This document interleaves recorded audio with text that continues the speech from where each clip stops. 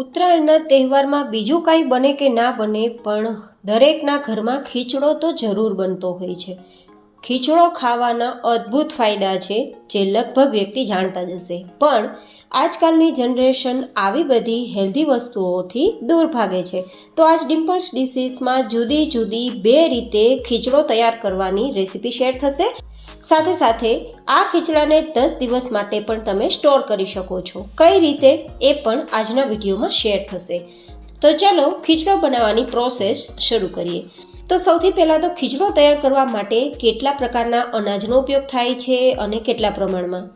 કોઈ 5, કોઈ 7, કોઈ 9, કોઈ 11 ધાનનો ખીચડો તૈયાર કરે છે. આજે આપણે 11 ધાનનો ખીચડો તૈયાર કરીશું, જેમાં થોડા સૂકા અને થોડા ફ્રેશ અનાજનો ઉપયોગ કરીશું. તો સૌ પ્રથમ આપણે જુવાર લેશું અડધા કપ જેટલી, અને સાથે અડધા કપ જેટલો આપણે બાજરો લેશું. અહીંયા મેજરમેન્ટ જરૂરી નથી, તમે કોઈ પણ અનાજ વધઘટ કરી શકો. સાથે અડધા કપ જેટલા ઘઉંના ફાડા, જો કે અહીંયા છળેલા ઘઉં અથવા આખા ઘઉંનો પણ ઉપયોગ કરી શકાય, પણ તે મળવા મુશ્કેલ છે, તો આ રીતે ઘઉંના ફાડાનો ઉપયોગ પણ તમે કરી શકો. હવે આપણે મેજરિંગ કપથી અડધા કપ જેટલા મગ લેશું. તમે અહીંયા મગની ફોતરાવાળી દાળ, જેમાં આપણે ખીચડીનો ઉપયોગ કરીએ ને, તે દાળનો ઉપયોગ પણ કરી શકો છો, પણ મેં મોટા ભાગે આખા અનાજનો ઉપયોગ કર્યો છે. સાથે અડધા કપ જેટલા ચોખા, અહીંયા ખીચડિયા ચોખા અથવા ભાતના ચોખા કોઈ પણ લઈ શકો. મેં તો જીરાસાના ચોખા લીધા છે. હવે અડધા કપ જેટલા કાળા, જેને દેશી ચણા કહેવાય, તેનો ઉપયોગ કર્યો છે. દેશી ચણા ઘોડા જેવી શક્તિ આપે છે, જેથી આ ચણા બને તો ઉપયોગમાં લેવા.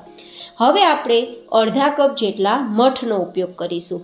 તો અહીંયા મેં બધા જ અનાજ અડધા કપ બરાબર લીધા છે. તમે કોઈ અનાજ વધારે, કોઈ અનાજ ઓછા પ્રમાણમાં લઈ શકો છો, અથવા તો મેં જે રીતે 7 અનાજનો ઉપયોગ કર્યો છે, તમે આમાંથી કોઈ એક અનાજ ના હોય તો 5 ધાનનો ઉપયોગ પણ કરી શકો છો, અથવા તો બીજા કોઈ પણ પ્રકારની દાળ ઉમેરીને 9 ધાનનો ઉપયોગ પણ કરી શકો છો. હવે આ રીતે આપણે બધા ધાનને મિક્સ કરી દઈશું, તો આપણો ખીચડાનું અનાજ ભેગું થઈ જશે.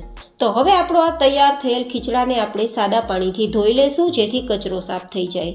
અને ધોયા બાદ આપણા આ ખીચડાને પલાળવાનો છે. એકદમ આપણા અનાજ સોફ્ટ થઈ જાય તો આપણે જે અનાજ લીધા છે ને, તે અનાજનું 3 થી 4 ગણું પાણી, એટલે કે અનાજ ડૂબે તેટલું પાણી ઉમેરી ઢાંકીને 10 થી 12 કલાક માટે પલાળવા છોડી દેશું.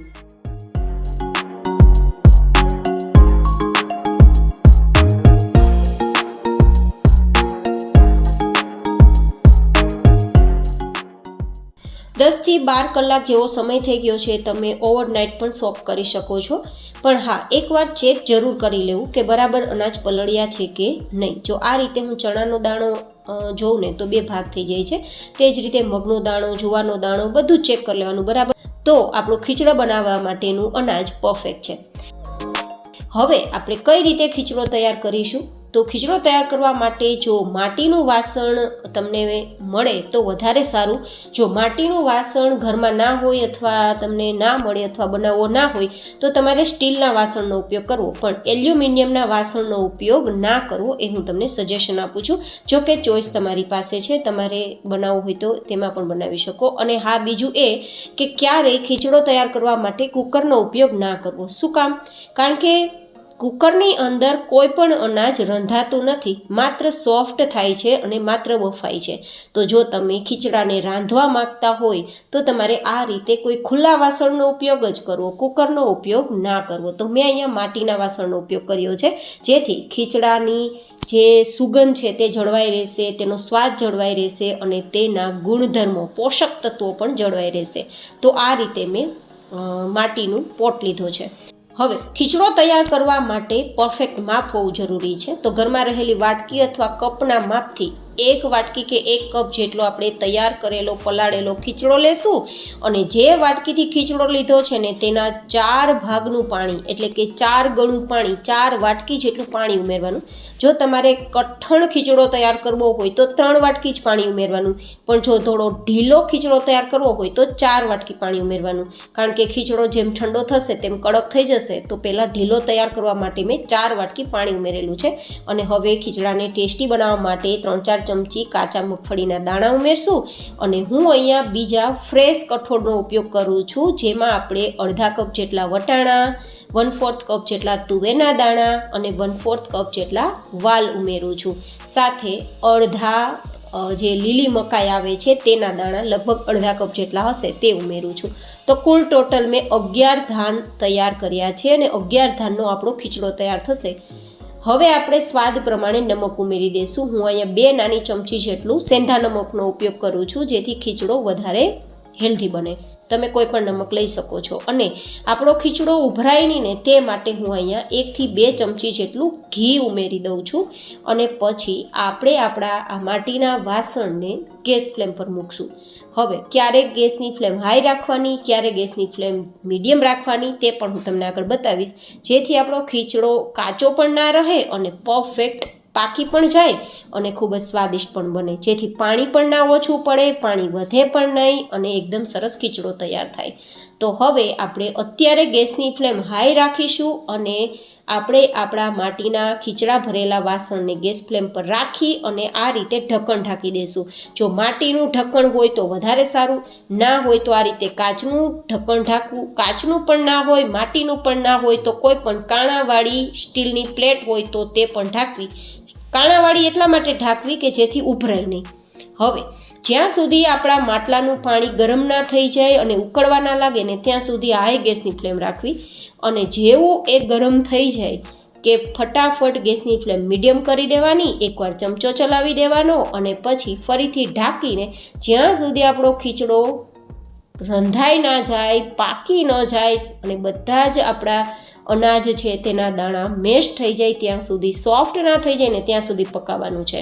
તો એકદમ પરફેક્ટ મેજરમેન્ટ સાથે અને રીત સાથે મેં ખીચડાની રેસીપી તમારી સાથે શેર કરી છે, જેથી પહેલીવાર તૈયાર કરતી વ્યક્તિ પણ બિલકુલ ટેસ્ટી ખીચડો તૈયાર કરી શકે. હવે આપણે મીડિયમ ગેસની ફ્લેમ પર કૂક કરીશું.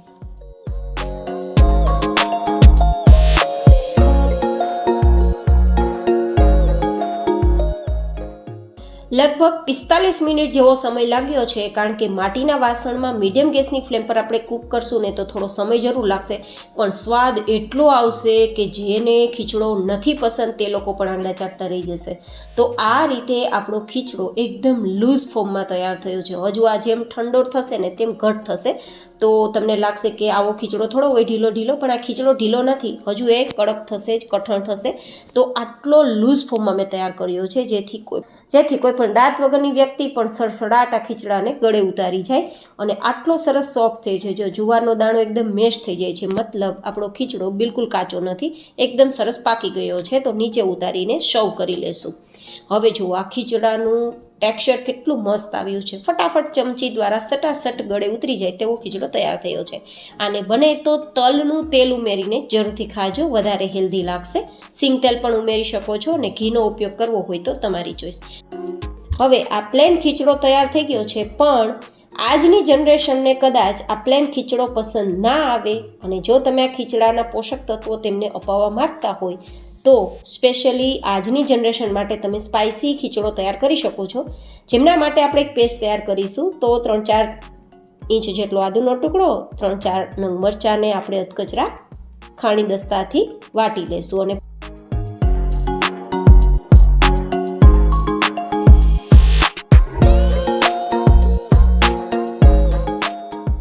પછી 4 નંગ જેટલા ટમેટાના ટુકડા તૈયાર કરી લઈશું. અહીંયા લસણ ડુંગળીનો ઉપયોગ નહીં કરીએ, તમારે કરવો હોય તો કરી શકો.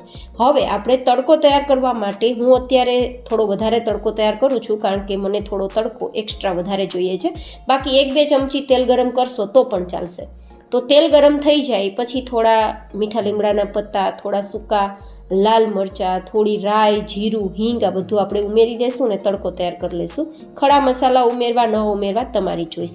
હવે આપણે આપણા ખીચડાને સ્પાઇસી કલર આપવા માટે ને એકદમ એટ્રેક્ટિવ લુક આપવા માટે તેલ ગરમ હોય ત્યારે 1 ચમચી જેટલું લાલ મરચું પાવડર ઉમેરવાનું. અને લાલ મરચું પાવડર તેલમાં જશે ને તો બળી જશે, તે ના બળે ને તે માટે ફટાફટ લાલ મરચું પાવડર ઉમેરતા ગેસની ફ્લેમ બંધ કરી દેવાની, જેથી લાલ મરચું બળે નહીં. અને પછી આપણે અહીંયા થોડો જે વધારે તડકો તૈયાર કર્યો છે ને તેમાંથી અડધો તડકો બહાર કાઢી લેશું. મારે તડકો વધારે જોતો હતો ને એટલે મેં વધારે બનાવ્યો છે, તો અડધો તડકો બહાર કાઢી લેશું ને તો આપણે આ ખીચડા તૈયાર કરવા માટે માત્ર 1-2 ચમચી જેટલા તેલમાં તડકો તૈયાર કર્યો કહેવાય. હવે આપણે ટમેટાના ટુકડા, આદુ મરચાંની જે પેસ્ટ તૈયાર કરી છે તે ઉમેરી દઈશું ને એકવાર મિક્સ કરીને ચલાવી દઈશું. પછી આપણા આ ખીચડાને થોડો ક્રન્ચી ટેસ્ટ આપવા માટે થોડા ફ્રેશ કઠોળ હોય ને તો એ પણ ઉમેરી દેવાના. તો 2 ચમચી જેટલા મકાઈના દાણા, 2 ચમચી જેટલા વટાણાના દાણા, 2 ચમચી જેટલા વાલના દાણા અને 2 ચમચી જેટલા તુવેરના દાણા મેં થોડા બચાવીને રાખ્યા હતા. ખીચડામાં ઉમેર્યા ને ત્યારે થોડા રાખી દીધા હતા. તો આ રીતે વઘારમાં ઉમેરવાથી થોડો ક્રન્ચી ટેસ્ટ આવશે. આમ તો ખીચડામાં બધા જ આપણે આ અનાજ ઉમેર્યા છે પણ તે થોડા બફાવાથી સોફ્ટ થઈ ગયા હશે. હવે આપણે આ જે ગ્રેવી તૈયાર કરીએ છીએ ને તેના પૂરતું જ નમક ઉમેરવાનું છે, અડધી ચમચી જેટલું. 1/4 ટીસ્પૂન જેટલો હળદર પાવડર, 1 ચમચી જેટલું લાલ મરચું પાવડર, 1 ચમચી જેટલું ધાણા જીરું પાવડર ઉમેરીને મિક્સ કરશું અને પછી ઢાંકી દઈશું, જેથી એકદમ આપણા ટમેટા સોફ્ટ થઈ જાય, ગ્રેવી એકદમ સરસ મેશ થઈ જાય. લગભગ 1 થી 1.5 મિનિટ જેવો જ સમય લાગશે, કારણ કે ટમેટા એકદમ સોફ્ટ જ હતા, તો સોફ્ટ થતાં સમય નહીં લાગે. પછી આપણે તેમાં થોડા કાજુના ટુકડા ઉમેરશું વધારે સારા ટેસ્ટ માટે. જો કે ઉમેરવા ઓપ્શનલ છે ને એકવાર મિક્સ કરી દઈશું. જો કે આપણી આ ગ્રેવી તૈયાર થઈ ગઈ છે, તો હવે આપણે જે તૈયાર કરેલો પ્લેન ખીચડો છે ને તેને ઉમેરવાનો. હું અત્યારે અહીંયા જે ખીચડો તૈયાર કર્યો ને તેમાંથી અડધો ઉમેરું છું, અડધો હું પ્લેન જ રાખું છું, જેથી જે લોકોને પ્લેન ખીચડો પસંદ છે તે પ્લેન ખીચડો, સિમ્પલ આ જે સાદો ખીચડો કહેવાય તે ખાઈ શકે. જે લોકોને પ્લેન ખીચડો પસંદ નથી તે આ રીતે મસાલેદાર સ્પાઇસી ખીચડો ખાઈ શકે. પણ ખીચડો ખાવાથી ફાયદા થાય છે ને તો આ બંનેમાંથી કોઈ એક રીતે બનાવીને જરૂરથી ખાવો જોઈએ. તો મેં એ વિચાર્યું કે જે લોકોને પ્લેન પસંદ નથી તે લોકો આ રીતે ખાઈ શકે. તો ખીચડો મિક્સ કર્યા બાદ ઉપરથી ધાણા સ્પ્રિંકલ કરશું અને મિક્સ કરી દઈશું, તો આપણો ખીચડો એકદમ ટેસ્ટફુલ તૈયાર થશે. એકવાર આ રીતે ખીચડો જરૂરથી ટ્રાય કરજો. પ્લેન ના ભાવતો હોય તો આ રીતે પણ ખાઈ શકાય. હવે જે આપણે તડકો થોડો બાકી રાખ્યો હતો ને, સાઈડમાં કાઢી લીધો હતો ને, તેમાંથી 1-2 ચમચી આ રીતે ઉપરથી ઉમેરશું ને તો એકદમ ચટાકેદાર કલર આવશે. જે લોકોને ખીચડો નથી ભાવતો ને તે લોકો પણ જોઈને ખાવા માટે તૈયાર થઈ જશે અને જે ખાશે તે આંગળા ચાટતા રહી જશે. તો આ રીતે મિક્સ કરીશું, ધેન સર્વ કરીશું તો આપણો ખીચડો તૈયાર થઈ જશે. એકદમ ટેસ્ટી, હેલ્ધી, જુદી જુદી 2 રીતે ખીચડાની પ્રોસેસ તૈયાર કરી છે. અને હજુ પણ આપણે ખીચડાને 10 દિવસ માટે સ્ટોર કરવો હોય તો કઈ રીતે કરી શકીએ તે પ્રોસેસ પણ હું તમને બતાવીશ. તો પહેલાં તો આપણે આ રીતે ખીચડો સર્વ કરી લેશું. તેના ઉપર થોડા ધાણા અને થોડું ટોપરાનું છીણ ગાર્નિશિંગમાં યુઝ કરીશું. જો કે ટોપરાનું છીણ ઉમેરવું ઓપ્શનલ છે. કાજુ ઉપરથી લગાવી અને તૈયાર કરેલો ખીચડો સર્વ કરીશું. ખૂબ મજા આવે તેવો ખીચડો તૈયાર છે. હવે જો તમારે ખીચડો સ્ટોર કરવો હોય તો કઈ રીતે સ્ટોર કરવાનો? જો આપણે ખીચડો પલાળેલો છે ને તેને કોઈ કપડામાં પાથરી દેવાનો અને પછી એકદમ સુકાઈ જાય ને ત્યાં સુધી ડ્રાય કરી લેવાનો. પંખા નીચે અથવા સીધો ક્યાંયથી પવન આવતો હોય ત્યાં પણ તમે સૂકવી શકો છો. તડકે સૂકવવાનો નથી, પણ એકદમ સરસ સુકાઈ જવો જરૂરી છે. આટલે સુધી પલાળવા સુધીની પ્રોસેસ કર્યા બાદ, સુકાઈ ગયા બાદ તમે 10 દિવસ સુધી આ ખીચડાને સ્ટોર કરી શકો છો. જ્યારે પણ ખીચડો ખાવો હોય ત્યારે ફટાફટ 40-45 મિનિટમાં બાફીને ખીચડો ખાઈ શકો છો.